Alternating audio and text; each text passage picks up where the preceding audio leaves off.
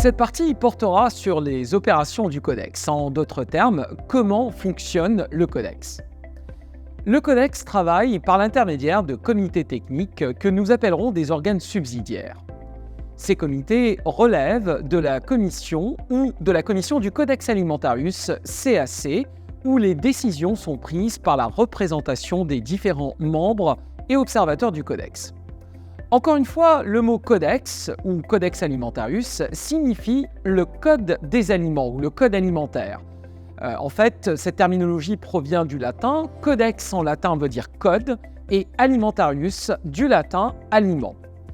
Mais le mot codex est utilisé de façon interchangeable pour désigner à la fois le produit, c'est-à-dire le code alimentaire, ainsi que l'organisation qui élabore ce code, donc la commission du Codex Alimentarius. Différents types d'organes subsidiaires ont été créés pour aider à la réalisation des travaux du Codex, en d'autres termes, à développer le Code alimentaire international. Chaque organe subsidiaire est hébergé par un pays membre. Alors tout d'abord, les comités thématiques généraux ou horizontaux qui traitent des questions et élaborent des normes qui s'appliquent indépendamment du type d'aliment.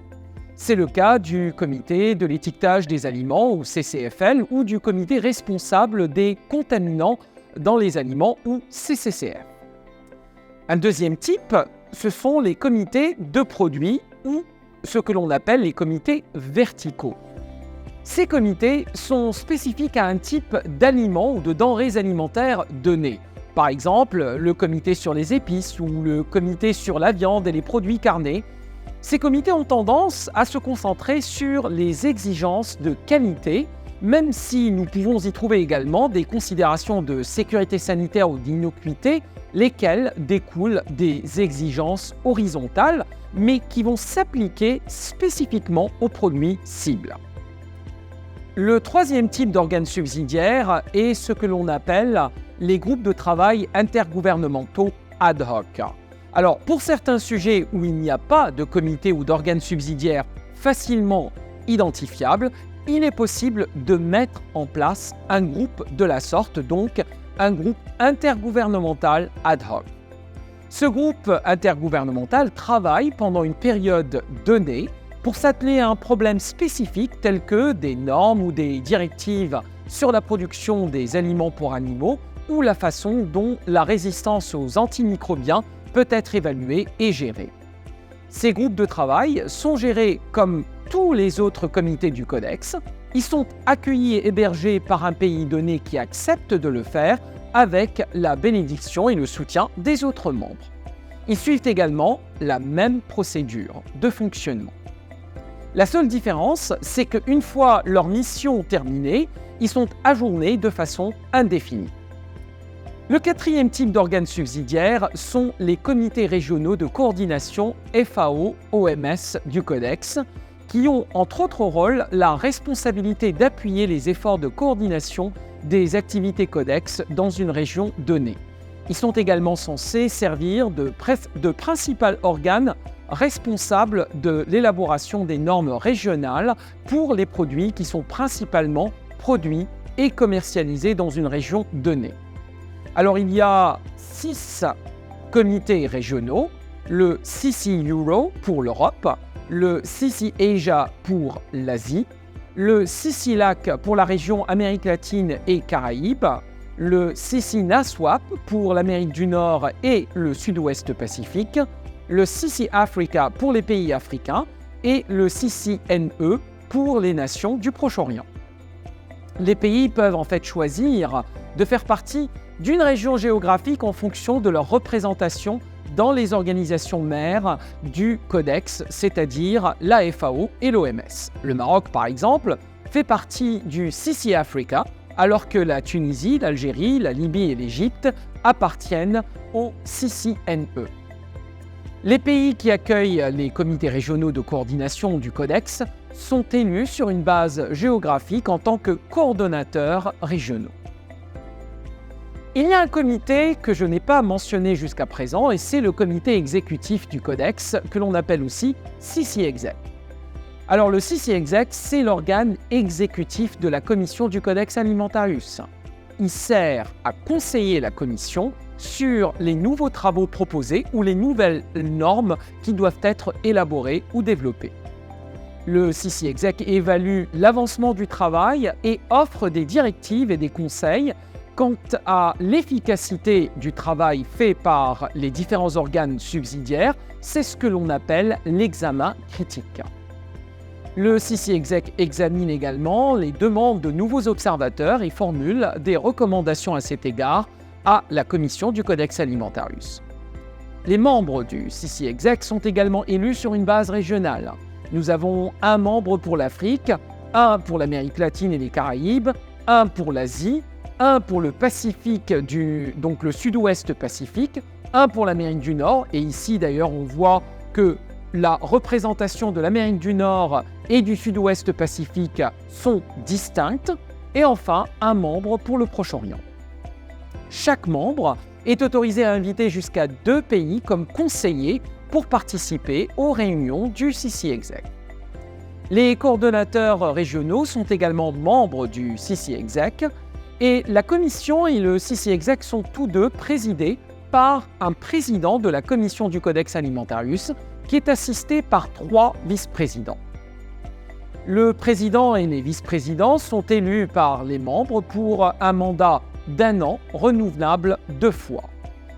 Le président et les 3 vice-présidents, ou comme nous appelons l'ensemble le bureau du Codex, sont en fonction pour un maximum de 3 années consécutives, c'est-à-dire 3 mandats d'1 an chacun.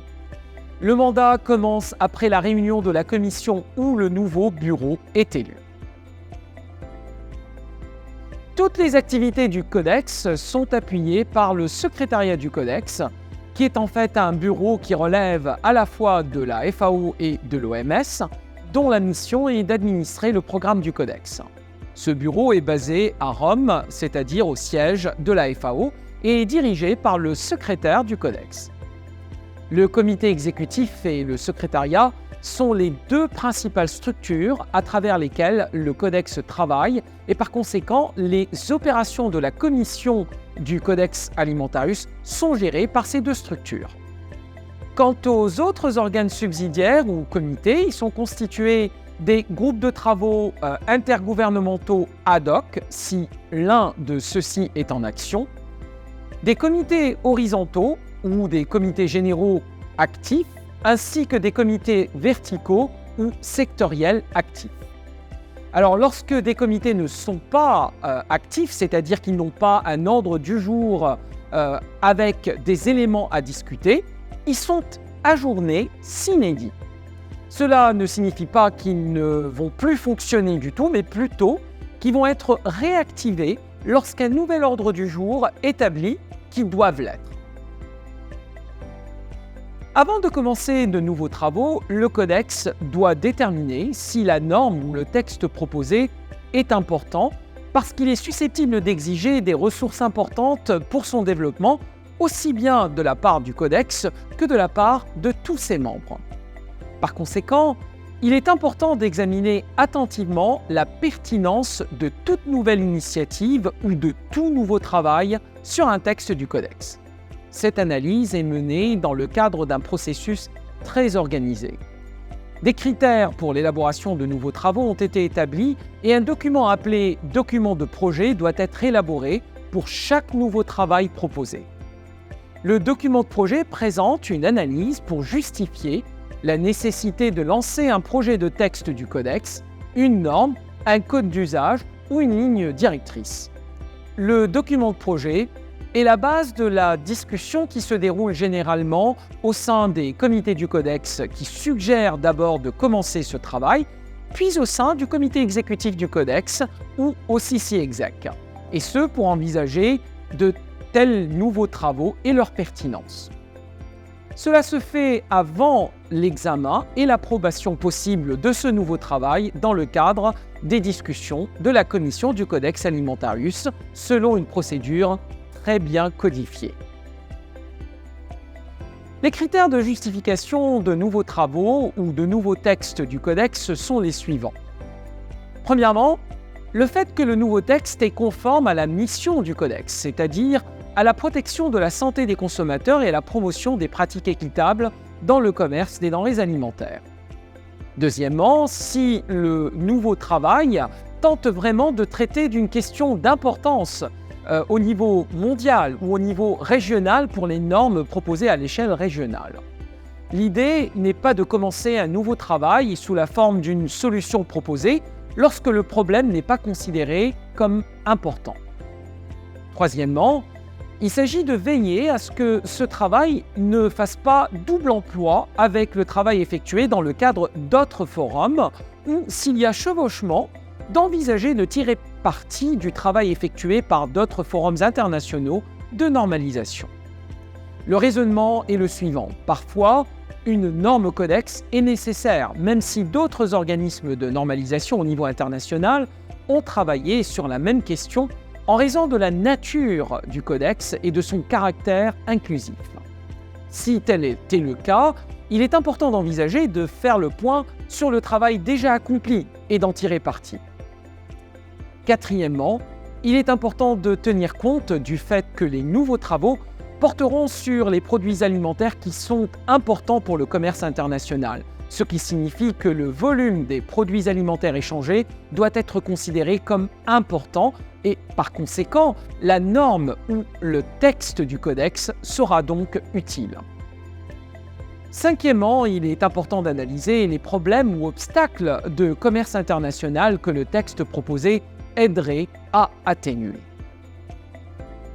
Nous avons discuté plus tôt de la nécessité de justifier de nouveaux travaux dans le cadre du codex par l'élaboration d'un document de projet. Ce document de projet est la base de l'analyse de la pertinence et de l'importance de tout nouveau travail dans le cadre du codex, et ce, dans un processus que l'on appelle un examen critique. C'est pourquoi le document de projet doit contenir des informations qui présentent le nouveau travail et qui offrent toutes les justifications nécessaires à son importance. Le document de projet doit donc contenir des paragraphes portant sur l'objet et la portée de la norme, la pertinence de la norme et son caractère opportun, ce qui signifie que c'est vraiment le bon moment pour son élaboration, les principaux aspects que la norme entend couvrir, puis suit en fait une tentative d'évaluation de la proposition dans le document lui-même par rapport aux différents critères de l'examen critique, c'est-à-dire les critères pour établir de nouvelles priorités de travail. Nous avons également besoin d'informations sur la relation possible entre les nouveaux travaux et donc le nouveau texte proposé, ainsi que les autres textes qui ont été déjà développés et adoptés par le Codex. Le document doit également indiquer si des avis scientifiques sont nécessaires et s'ils ont été élaborés par les organes consultatifs du Codex. Le document doit également mentionner si un soutien supplémentaire peut être nécessaire de la part d'autres organisations externes telles que l'ISO ou l'AOAC ou de toute autre organisation. La façon dont ce nouveau travail aiderait à atteindre les objectifs du Codex et à s'aligner sur le plan stratégique du Codex en cours doit également être abordé et discuté dans le document. Enfin, un calendrier doit être proposé quant à la façon dont le Codex et ses organes subsidiaires ont l'intention d'élaborer et d'achever les travaux avec une date proposée pour l'adoption éventuelle de la norme ou du texte par la commission du Codex Alimentarius.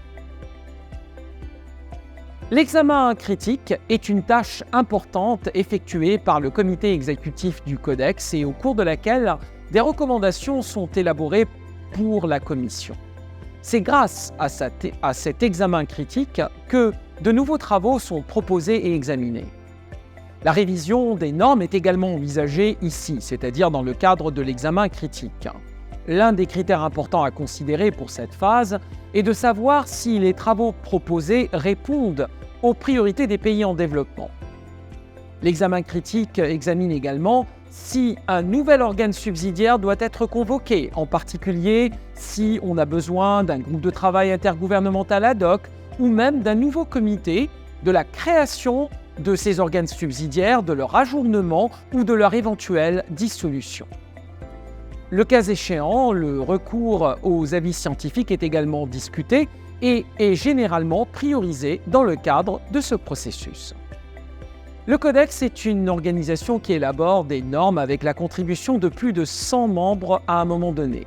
Il est donc impératif que l'organisation suive une procédure très claire qui régit l'élaboration et l'évolution des normes. La procédure régissant l'élaboration d'une norme Codex comprend 8 étapes avec une fonction claire pour chaque étape. À l'étape 1, donc c'est l'étape où la norme ou le texte proposé est approuvé comme nouveau travail par la Commission.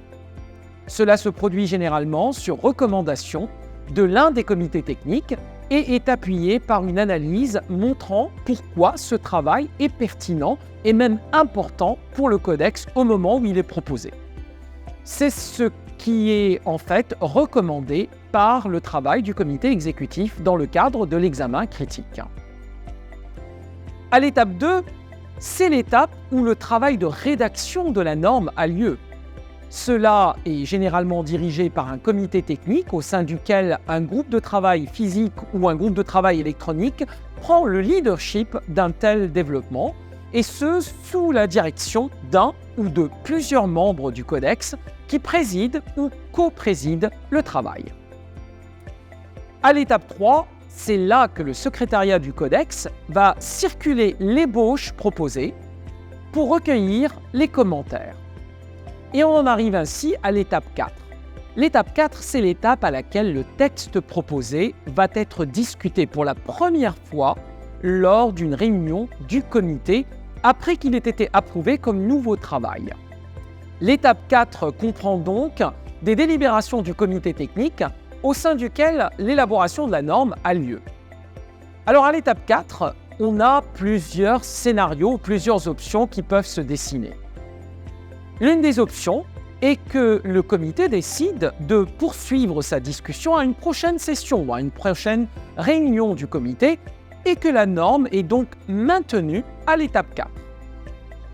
La deuxième option est que le texte ou la norme proposée, après modification suite aux discussions qui ont lieu lors de la réunion du comité, est partagée par le secrétariat pour bénéficier d'une autre série de commentaires. Par conséquent, la norme ou le texte proposé serait donc renvoyé à l'étape 3 et remis en circulation par le secrétariat du Codex Alimentarius sous sa nouvelle forme pour commentaires, et ce avant de revenir pour réexamen, encore une fois à l'étape 4, lors de la réunion suivante du comité. La troisième option est que la norme exige davantage de travail et qu'il soit donc nécessaire de la renvoyer à l'étape de rédaction, c'est-à-dire à l'étape 2. Et qu'à partir de là, elle suive à nouveau le même processus avant de revenir au comité pour réexamen à l'étape 4. L'un des résultats les plus favorables est que la norme finalement passe à l'étape suivante, c'est-à-dire de l'étape 4 à l'étape 5. Il s'agit d'une étape où les normes sont considérées comme ayant suffisamment progressé pour que la plupart des dispositions soient prêtes à être adoptées. Donc à l'étape 5, en fait, c'est qu'il ne reste que certains éléments assez mineurs, maintenus entre crochets, qui seraient considérés pour une discussion ultérieure.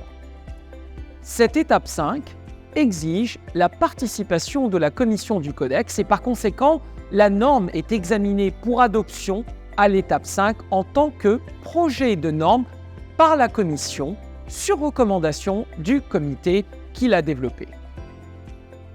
Maintenant, après l'étape 5, la norme Codex continue de progresser. L'étape 6 est l'étape au cours de laquelle la norme est distribuée aux membres et aux observateurs pour commentaires sur les points entrecrochés, c'est-à-dire juste sur les éléments qui nécessitent encore une discussion. L'étape 7 est l'étape à laquelle le texte du codex est réexaminé par le comité lors d'une réunion de celui-ci, après son adoption en tant que projet de norme. Ici encore, quelques scénarios peuvent se produire. Soit le texte peut rester à l'étape 7, pour plus de discussions à la prochaine réunion du comité. Il peut revenir en arrière, c'est-à-dire il peut être retourné aux fins de discussion et de commentaires compte tenu des changements proposés pour les éléments entrecrochés. Donc, on revient à l'étape 6. Ou, et dans le scénario le plus favorable, le texte est proposé pour être adopté dans une version définitive par la commission à l'étape 8. Les délibérations de la commission sont nécessaires pour une adoption finale du texte en tant que norme du codex à l'étape 8. Alors, dans pas mal de cas, on peut arriver en fait à un consensus beaucoup plus tôt, c'est-à-dire à l'étape 4, il peut y arriver que les discussions du comité peuvent aboutir à ce que tous les points sont couverts par un accord. Dans ce cas, le comité peut recommander l'adoption du texte ou de la norme dans le cadre de ce que l'on appelle une procédure accélérée. Et le texte est alors renvoyé pour adoption à l'étape 5-8. Cette adoption nécessite également l'implication de la commission pour finaliser l'adoption. On voit donc que la commission intervient pour l'adoption des textes du codex, aussi bien en tant que projet de norme ou de normes finalisées, c'est-à-dire aux étapes 5 et 8. Et bien entendu à l'étape 5-8 dans le cadre d'un processus accéléré. Alors examinons une étude de cas sur la façon dont les normes du codex peuvent aider à promouvoir le commerce et entraîner des effets positifs pour le secteur de la production alimentaire sur l'économie, en plus des avantages connus pour la santé publique. Prenons l'exemple d'un plat ou d'un produit régional connu en Corée sous le nom du kimchi. Alors une norme a été proposée pour le développement des caractéristiques de qualité de ce produit dans le cadre du CC Asia par la Corée pour établir des critères clairs de qualité et de composition pour cette denrée alimentaire. Alors compte tenu du commerce important de ce produit en Asie principalement, les travaux ont commencé sous le leadership du CC Asia. Une norme régionale a donc été développée et adoptée par le CC Asia et a contribué à mieux faire connaître et définir ce produit. Ensuite, et sur la base de données économiques montrant que le commerce de cette denrée dépasse les pays asiatiques, une norme internationale a été proposée et a été élaborée par le Comité des fruits et légumes transformés, le CCPM. Alors bien entendu, la norme internationale a tiré profit des travaux de la norme du CC Asia et après son adoption en tant que norme internationale, elle a aidé à définir les caractéristiques du kimchi avec précision. L'adoption d'une norme codex pour un tel produit aide à le faire connaître et par conséquent à permettre sa commercialisation la plus large possible. L'adoption de cette norme a donc entraîné l'augmentation du commerce du kimchi, non seulement en Asie, mais à l'échelle internationale. C'est l'un des avantages de l'élaboration de telles normes du codex. Alors, une fois qu'une norme est adoptée par le codex, qu'est-ce qu'on en fait ? Une norme du codex n'est utile que lorsqu'elle est utilisée par les membres pour leur propre élaboration de décisions réglementaires sur les aliments. Les normes du codex doivent servir de base aux mesures réglementaires nationales, soit en adoptant la norme telle qu'elle, soit en l'adaptant au contexte national. Encore une fois, les normes du codex ne sont pas obligatoires, mais plutôt volontaires. Et l'adoption de la norme ne devrait pas se faire comme une adoption aveugle de la norme telle qu'elle est.